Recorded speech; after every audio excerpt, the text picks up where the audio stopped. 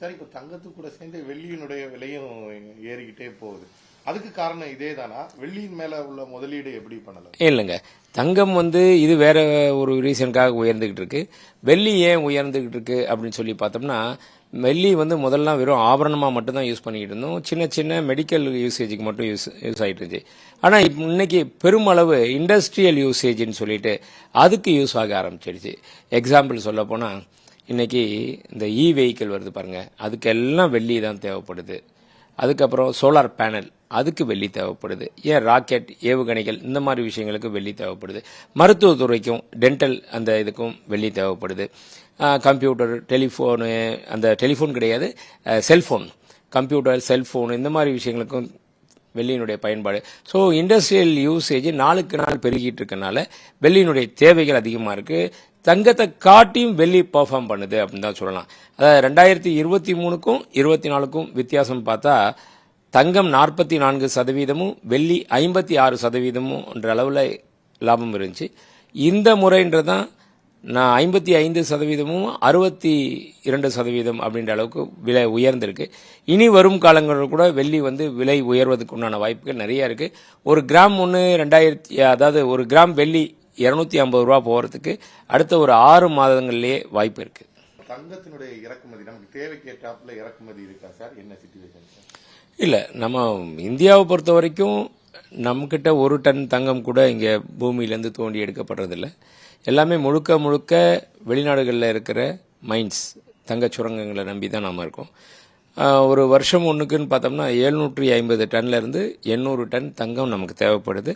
முழுக்க முழுக்க வெளிநாடுகளில் தான் நம்ம எடுத்துக்கிட்டு இருக்கோம். கரெக்டாக இருக்குது சார். நமக்கு தேவைக்கு நம்மளோட தேவை எவ்வளோ இருக்குது சார்? இறக்குமதி பண்ணுறது டேலி ஆகுது சார், இல்லை அதிகமாக கம்மி? இல்லை, எவ்வளோ தேவைகள் இருக்கோ அவ்வளோக்கு நம்ம பணம் கொடுத்து அங்கே வாங்கக்கூடிய சூழ்நிலை தான் இருக்குது. வாங்கிட்டு தான் இருக்கோம், அது கிடைக்குது தங்கத்தை பொறுத்த வரைக்கும். Okay sir. இன்னும் தங்கத்தின் இவ்வளவு விலை ஏறினாலும் தங்கத்தின் மீதான மோகம் குறையிற மாதிரி தெரியல.